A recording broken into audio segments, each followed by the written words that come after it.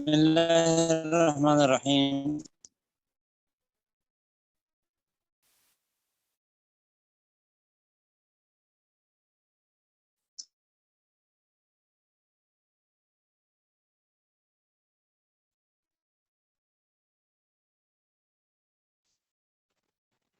تنصیر پہ بڑی تفصیل سے آپ نے اسباق پڑھ لی ہیں۔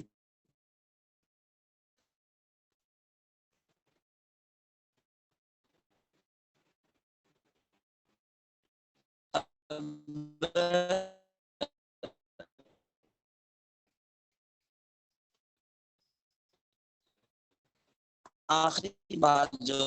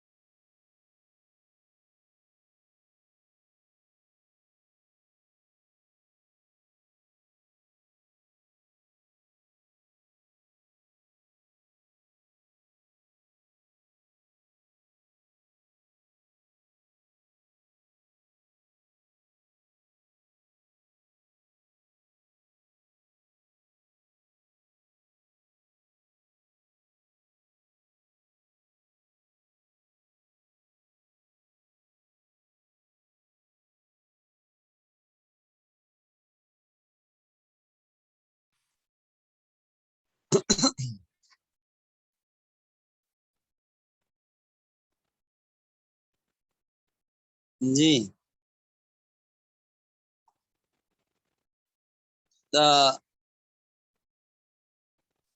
مسلم حکومتیں کیا کر سکتی ہیں؟ مسلم حکومتیں عیسائیوں کو اور اسی طرح باقی بھی تمام باطل مذاہب والوں کو اپنی تبلیغ کرنے پر پابندی عائد کریں اور مرتد کی سری شرعی سزا قتل کو نافذ کریں۔ من بدل دینہ فاقتلوہ۔ اہل علم کیا کریں؟ علماء کو چاہیے کہ لوگوں کو یوں کہہ لیں کہ تعلیمی اداروں کو کیا چاہیے؟ تعلیمی اداروں کو چاہیے کہ وہ باقاعدہ نصرانیت کے مقابلے کے لیے نصاب ترتیب دیں، اپنے اداروں کے اندر آگاہی سیمینارز اور کورسز کروائیں اور تخصصات ہوں مشنریوں کے حوالے سے، اور اسکولوں کالجوں یونیورسٹیوں کے اندر بھی ایسے پروگرام کیے جائیں کہ جن سے لوگوں میں عوام میں شعور بیدار ہو، اور اسکولوں کالجوں سے پڑھنے والے یونیورسٹی سے پڑھنے والے کم از کم ان فتنوں سے محفوظ رہ سکیں۔ اور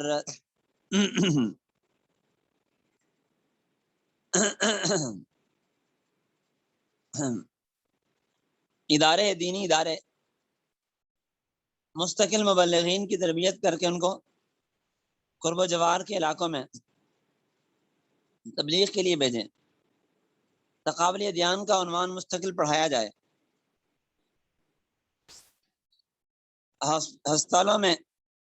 ہسپتالوں والے اپنے ڈاکٹروں کو تیار کریں اور وہ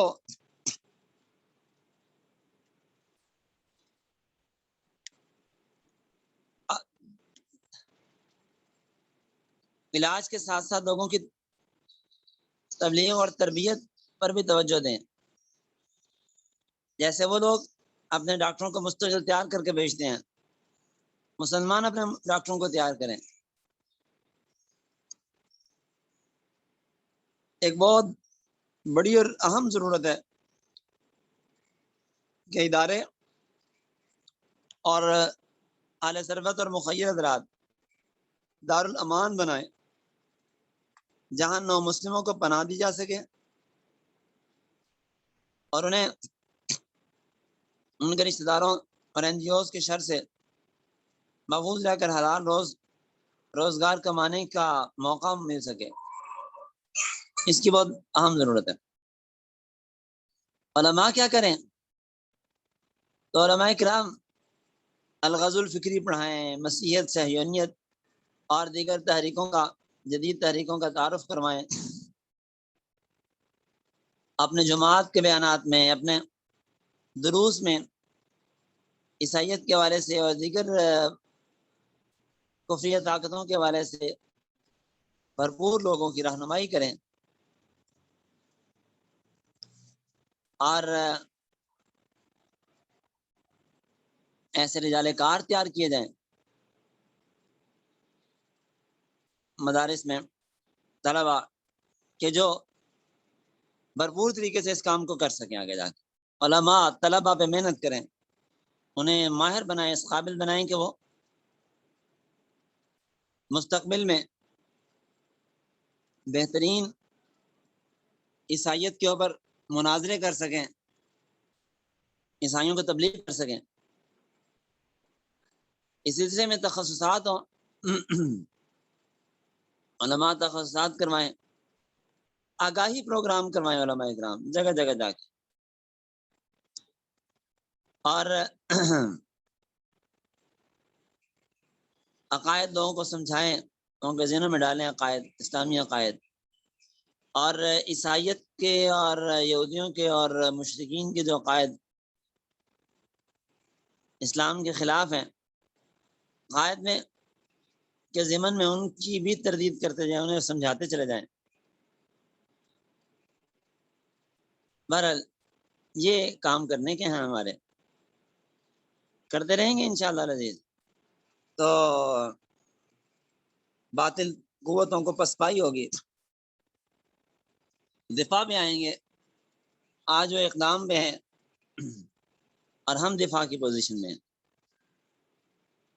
باقی یہ جی دیکھو جی اتنے لاکھ ہو گئے، اتنے کروڑ ہو گئے، دنیا میں اتنے پھیل گئے، یہ ہو گیا وہ ہو گیا. جیسے کہ بھائی ہم نے پڑھا کہ پاکستان جب بنا تھا تو کوئی 80-82 ہزار کی تعداد تھی، اور آج پاکستان کے اندر چپے چپے پہ عیسائی آپ کو ملتے ہیں، آبادیاں اور یہاں تک کہ حکومت میں ان کا ایک دخل اور جو صورتحال ہے سب ہمارے سامنے ہے. تو اس سب کو دیکھتے ہوئے مایوس ہونے کی ضرورت نہیں ہے، اس لیے کہ مایوسی تو اللہ کی ناشکری ہے، کفران نعمت ہے، اللہ تعالیٰ کی توحید پہ عقیدے اور یقین کی کمزوری ہے. اس لیے ایک تو مایوس بالکل نہیں ہونا، پریشان نہیں ہونا. وجہ یہ ہے کہ اگر یہاں پہ عیسائی بڑھ گئے تو مغرب میں عیسائیت کو پسپائی بھی بہت زیادہ ہوئی اور اسلام بڑی تیزی سے پھیلا ان ملکوں میں. اور یہاں بھی بہت سارے لوگ عیسائی کلمہ پڑھ کے مسلمان ہوتے رہتے ہیں وقتاً فوقتاً. اور ان ممالک میں تو بہت بڑی تعداد عیسائیوں کے مسلمان ہوئے. 1995 کے اعداد و شمار کے مطابق برطانیہ کی مساجد میں نمازیوں کی تعداد 5,36,000 تھی، جبکہ چرچ آف انگلینڈ کے تحت جو گرجے تھے ان میں جانے والوں عیسائیوں کی تعداد 8,54,000 تھی.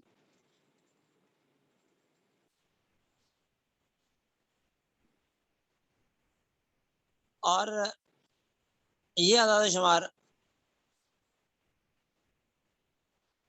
مساجد میں بڑھتے چلے جا رہے ہیں، چنانچہ ہر سال 32,000 افراد کا اضافہ ہوتا ہے، اور گرجوں میں جانے والوں کی تعداد میں ہر سال 14,000 افراد کی کمی ہوتی ہے. یعنی اگر گرجوں میں 14,000 افراد کم ہو رہے ہیں تو 14 دنیا 28 اور 4 32، یعنی نصف سے زائد، 2 گنا سے بھی زائد، 2 گنا سے زائد لوگ نمازی جو مسلمان تھے پہلے یا نو مسلم ہیں وہ مساجد میں جانا شروع ہوئے اور مساجد کی تعداد میں اضافہ ہوا۔ چنانچہ 9/11 کے بعد جہاں یورپ اور امریکہ میں مسلمانوں کی کردار کشی کی مہم عام ہوئی، وہیں پہ اسلام قبول کرنے والوں کی تعداد میں بھی اضافہ ہوا۔ فرانس، برطانیہ، امریکہ میں ہزاروں لوگ اسلام قبول کر رہے ہیں اور مسجدیں بڑھ رہی ہیں۔ مسلمانوں کی شرح پیدائش وہاں بہت زیادہ ہے، یہاں تک کہ مغربی ماہرین نے یہ آگاہ کیا کہ اگر یہ شرح افزائی اس طرح بڑھتی رہی تو موجودہ صدی کے آخر تک یورپ اور امریکہ میں مسلمانوں کی آبادی نصف سے بھی زیادہ ہو سکتی ہے۔ ہمارے علماء وہاں جاتے آتے رہتے ہیں اور بتاتے ہیں کہ جو چرچ تھے پہلے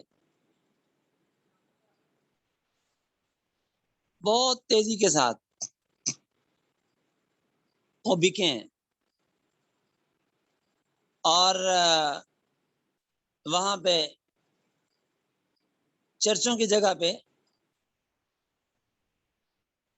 اب مساجد بن رہی ہیں،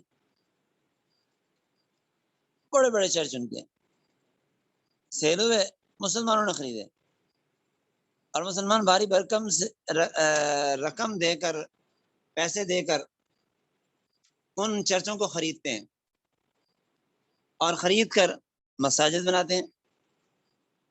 تو وہاں ایک بہت، اب اعداد و شمار اس کے اس وقت میں یاد نہیں، بہت بڑی تعداد ہے چرچوں کی، اعداد و شمار بھی موجود ہے، مل سکتے ہیں آپ کو آسانی سے۔ تو ایک بہت بڑی تعداد ہے چرچوں کی جو ان ممالک کے اندر مساجد میں تبدیل ہوئی ہیں۔ تو یہ تھی ہمارے 4 عنوانات جو بڑی تفصیل سے ہم نے پڑھ لی ہیں۔ اب میں اگلے اسباق کا تھوڑا سا تعارف کرواؤں گا، لیکن اب آپ حضرات سے گزارش یہ ہے کہ آپ یہ جو 4 عنوانات ہیں اور اس سے پہلے تمہیدی باتیں تھیں انہیں یاد کروا لیں۔ اور آج منگل کا دن ہے،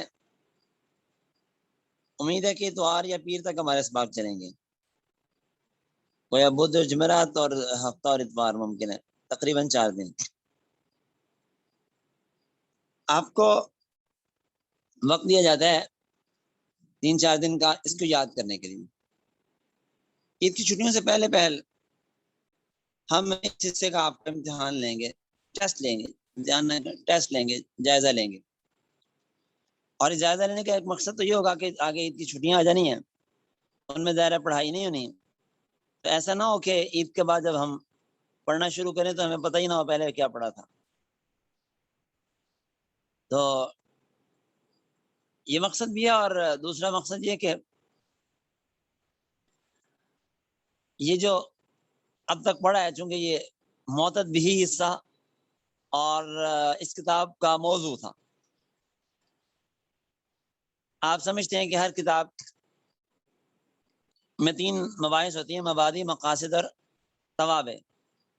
مبادی شروع میں آئے تھے، تاریخ، موضوع، غرض و غایت، اور تاریخ اور یہ فکری جنگ کے اسباب، یہ ساری چیزیں تھیں مبادیات میں۔ پھر مقاصد 4 ہم نے پڑھ لی ہے، استشراق، استعمار اور گلوبلائزیشن، اور اب آخری التنصیر الردہ۔ تو یہ اس کتاب کے مقاصد ہیں، مقاصد باب۔ اگلی باتیں ان میں کچھ چیزیں چند ایک مقاصد بھی ہیں، لیکن زیادہ چیز توابع میں ہی ہے۔ اب یہ اگلے علمانی اور تقریب 2 چیزیں ہیں، ان کو آپ مقاصد میں بھی شمار کر سکتے ہیں اور انہیں آپ توابع بھی کہہ سکتے ہیں، اور اس کے بعد پھر آگے توابع ہی ہیں۔ تتمہ، مسائل متفرقہ، مسائل شتہ، آپ کتابوں میں پڑھتے آ رہے ہیں مختلف عنوانات سے۔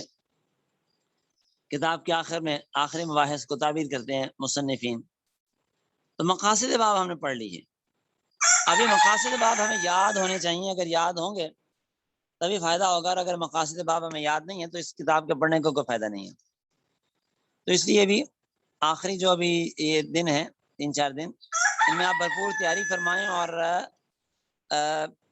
اتوار کے دن رکھ لیتے ہیں، میرا خیال ہے اتوار کو یا پیر کو دیکھ لیں گے، مشورہ کر لیتے ہیں ہم اساتذہ، اتوار کو یا پیر کو ایسا کر لیتے ہیں کہ سبق پڑھتے رہتے ہیں جب تک جس دن چھٹی کرنی ہوگی اس دن پھر سبق نہیں ہوگا، بس اس دن امتحان ہی ہوگا آپ کا، وہ مختصر سے سوالات آپ کو دے دی جائیں گے، ان کے آپ جواب لکھ کے مختصر وقت کے اندر ہمیں دے دیں گے، اور اس کے بعد پھر انشاءاللہ العزیز بقرعید کی جو تقریباً 10-12 چھٹیاں ہوں گی ان کے بعد انشاءاللہ پھر اسباق شروع ہوں گے۔ یہ کتاب تو اللہ نے چاہا تو بقرعید کے بعد چند دن میں مکمل ہو جائے گی، اور پھر انشاءاللہ العزیز ہم مزید 2 اسباق شروع کر لیں گے۔ ابھی چونکہ سال کا شروع تھا، کچھ طلباء کی بھی دل جمعی یکسوئی پورے طور پہ نہیں تھی، اور یہ بھی شروع میں آنے جانے والے بہت سارے طلباء ہوتے ہیں، بعض طلباء آتے ہیں لیکن پھر وہ بعض طلباء اسے دیکھنے کے لیے آتے ہیں، بعض طلباء پڑھنے آتے ہیں لیکن پھر حالات کی وجہ سے بیچارے نہیں رہ سکتے ہیں، ہمیشہ سے دستور ہے مدارس کے سب کا، تو طلباء آنے جانے والے ہوتے ہیں، بالخصوص آن لائن میں تو زیادہ یہ سلسلہ ہوتا ہے، اس لیے بھی کچھ اسباق جان بوجھ کے شروع نہیں کیے گئے کہ عید کے بعد انہیں شروع کیا جائے گا۔ تو انشاءاللہ العزیز اللہ نے چاہا تو عید کے بعد پھر یہ سبق ہے افتاء اصول افتاء کا، اس کے ساتھ ہلکی پھلکی تمرین ہوتی ہے وہ بھی شروع کیا جائے گا۔ آپ حضرات کو کچھ مطالعہ دیا جائے گا عید کے بعد سے، جو مطالعہ انشاءاللہ آپ نے کر کے ان کتابوں کا بھی امتحان دینا ہوا کرے گا۔ سماعی امتحان میں جہاں درسی کتابوں کا امتحان ہوگا وہاں مطالعہ والی کتابوں کا بھی امتحان ہوگا، اور پھر اس کے ساتھ ساتھ اللہ نے چاہا تو دیگر اسباق بھی، یہ جیسے آپ کو شروع میں عرض کیا تھا کہ سماعی کی ترتیب ہوتی ہے، ایک سماعی کا نصاب، ایک سماعی میں دوسری کا، پھر اس سے آگے، تاہم اگر ایک سماعی کا نصاب پہلے ختم ہو جائے گا ہم ایسا بھی کہہ سکتے ہیں کہ دوسری سماعی کی کوئی کتاب پہلے سے شروع کر لیں تاکہ ہم سال کے اندر اپنا کام مکمل کر لیں جلدی، اور پھر آخر میں آپ کو کوئی کورسز کروا دیں، مفید کورسز، جن کورسز سے آپ کی آپ میں بہت سی صلاحیتیں پیدا ہو جائیں، تو اللہ نے کیا تو آخر میں جا کے ایسی بھی کوئی ترتیب ہم بنا لیں گے۔ تو اب میں آگے چلتا ہوں، اگلے عنوانات کا آج تعارف میں کروا دیتا ہوں، تفصیلات پھر پڑھ لیں گے انشاءاللہ العزیز، اور ابھی یہ 3-4 دن ہم بس تھوڑا تھوڑا پڑھتے ہیں تاکہ آپ پچھلا یاد بھی ساتھ ساتھ کر لیا کریں۔ 2 تحریکیں ہیں، اہم تحریکیں، فکری تحریکیں، جو مسلمانوں میں نظریاتی اور فکری قسم کی اور عملی قسم کی بے خونی کر رہی ہیں، یعنی نظریاتی طور پہ، فکری طور پہ مسلمانوں کو بالکل تبدیل کر دینے کا ایک ایجنڈا ہے، اور مسلمانوں کو لبرل اور آزاد خیال بنانے کی تحریکیں ہیں۔ ایک کو کہتے ہیں العلمانی یا سیکولرزم جسے کہہ دیتے ہیں، اور دوسرا تغریب جسے ہمارے یہاں ماڈرنزم کہہ دیتے ہیں۔ سیکولرزم کی تعریف کیا کی گئی ہے؟ تعریف کرتے ہیں فصل الدین یعنی دول والحیاتی، دین کو زندگیوں سے اور حکومتوں سے الگ کرنا، فصل الدین یعنی دول جمع دولت، دولتوں سے، حکومتوں سے، اور والحیاتی اور انسانی زندگیوں سے دین کو نکال دینا، الگ کر دینا۔ سیکولرزم سے مراد ایسا طرز زندگی ہے جس میں معاشرت، ملکی سیاست میں مذہب کی کوئی مداخلت نہیں ہوتی۔ اس کو اللہ دینیہ بھی کہہ دیتے ہیں، عرب والے عام طور پہ اللہ دینیہ کے نام سے کتابیں لکھتے ہیں، اور علمانی کا لفظ بول دیتے ہیں، سیکولر شخص کو علمانی۔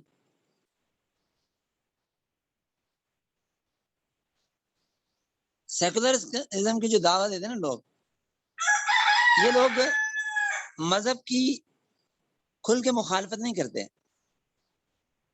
یہ نہیں کہتے کہ ہم مذہب کو مانتے نہیں ہیں، مذہب کی حیثیت کو تسلیم کرتے ہوئے یہ کہتے ہیں کہ جناب مذہب کو علم، تحقیق، سیاست اور معاشرت کی ترقی میں حائل نہیں ہونا چاہیے. دنیا کے معاملات میں مذہب کو نہیں گھسیڑنا چاہیے. دنیاوی امور سائنس کے دائرے میں آتے ہیں، ان کو مذہب کے ساتھ نہیں جوڑنا چاہیے. مذہب الگ چیز ہے اور دنیا داری الگ چیز ہے.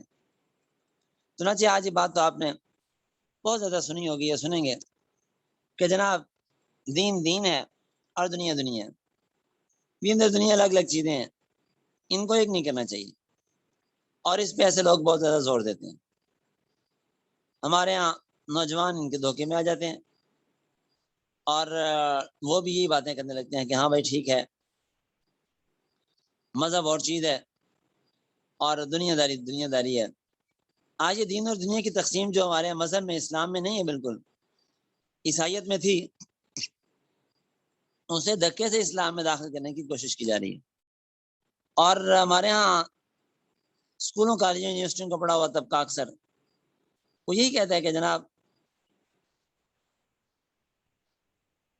دین کا تعلق تو نماز، روزے، حج، زکوٰۃ سے ہے اور باقی ساری دنیا داری ہے وہ اپنی مرضی سے جیسے چلائیں، اس میں کسی کو مداخلت نہیں کرنی چاہیے.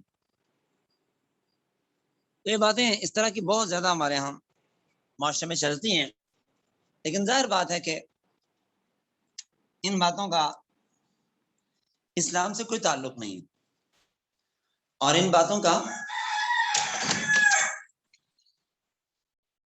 علم بردار ہمارا مذہب بالکل نہیں ہے، حاشا وکلا.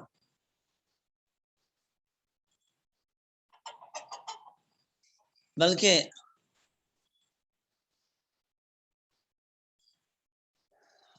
ہمارا دین اگر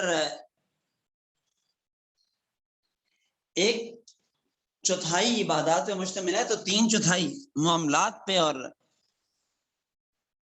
لین دین پہ اور دنیا داری کے امور پہ مشتمل ہے. یہ بات بالکل غلط ہے جو آج بڑے زور و شور سے کہی جاتی ہے. تو اللہ رب الجلال سے دعا ہے کہ اللہ ہمیں دین کو پورے طور پہ اپنانے کی اور لوگوں کو اس سے متعارف کروانے کی توفیق دے. اور یہ جو لوگوں میں فکری پیدا ہو گئی ہے، غلط فہمی پیدا ہو گئی ہے، اس کا ادارہ ہو سکے سہولت کے ساتھ.